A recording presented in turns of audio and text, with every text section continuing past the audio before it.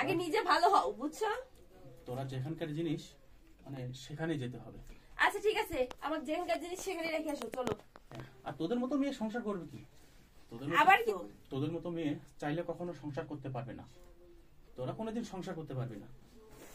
হ্যাঁ চলো। আজ যেখান থেকে নিয়ে এসেছি তোমাকে সেখানেই রাখবো। আমিও সংসার করতে চাই না এমন।